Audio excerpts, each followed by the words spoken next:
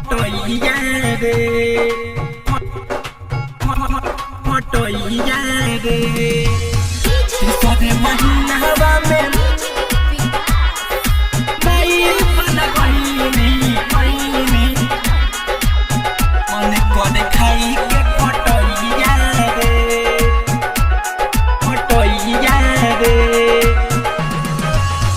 आधी राती पिया जब चढ़ेला भोरवा में दर्द बड़ी करेला बड़ी करेला आधी राती पिया जब चढ़ेला भोरवा में दर्द बड़ी करेला त कैलस खटिए पखेला दैया रे कैलस खटिए पखेला दैया रे तीसरे महीनावा में माई बन गईनी बन कर खाई के खटैया रे तीसरे महीनावा में माई बन गईनी मन कर खाई के खटैया रे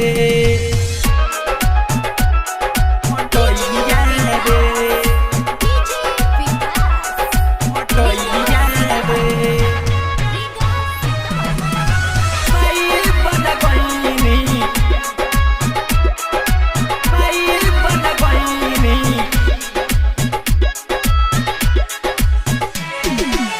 बुझेला बता गई जवनिया समंदर दुख न बुझेला पिया खींचेला अंदर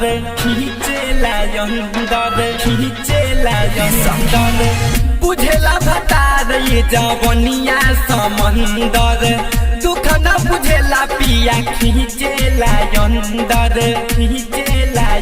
मने करे जवानी दी बटैया रे मने करे जवानी दी बटैया रे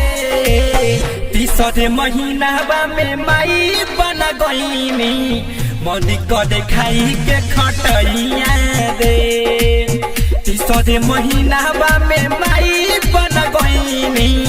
मन करे खाई के खटैया रे खटैया रे खटैया रे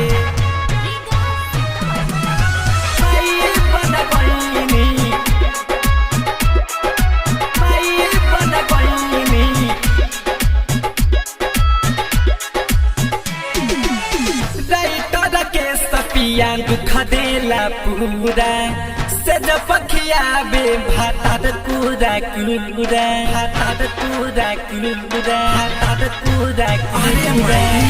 डीजे विकास सोया दुख देला पूरा से जब पखिया बे भातात पूरा नितेश प्रेमी खिचेला चटैया रे नितेश प्रेमी खिचेला चटैया रे तीसरे महीनावा में माई बन गईनी मन करे खाई के खटैया रे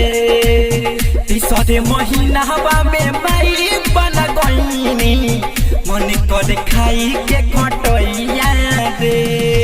सहर्ष रिकॉर्डिंग स्टूडियो बहुत ही चौक सीतामढ़ी।